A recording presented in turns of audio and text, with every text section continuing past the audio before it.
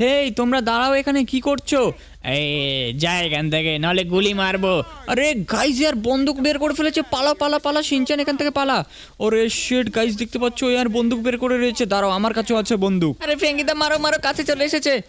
এই নে টাকা। চলো গাইজ, একটাকে আমি মেরে দিয়েছি, আর একটা রয়েছে। ভাই ভাই শিনচান কাবার নে তাড়াতাড়ি। চলো গাইজ, আর ও পালানোর চেষ্টা করছে। এই নে টাকা, এ টাকা, এ টাকা। লেটস গো ভাই। আর পালিয়ে গেছে গাইজ, পালিয়ে গেছে।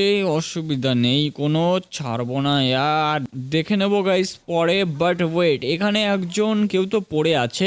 চলো ইয়ার ফটাফট গিয়ে দেখি এখানে কে পড়ে আছে। দেখতে পাচ্ছ গাইজ, এখানে এরা গর্ত খুঁজছিল। আর এই যে এ তো একটা মেয়ে মানুষ ইয়ার, একে পোতার ব্যবস্থা করছিল। চলো তাড়াতাড়ি একে আমরা খুলে দিই। লেটস গো গাইস, খুলে দিয়েছি। কিন্তু ওয়েট ভাই, ইনি কি বলছে? ইনি বলছে বাড়িতে দিয়ে আসার জন্য। আরে শিনচ্যান ভাই, এ কি জ্বালায় পড়লাম।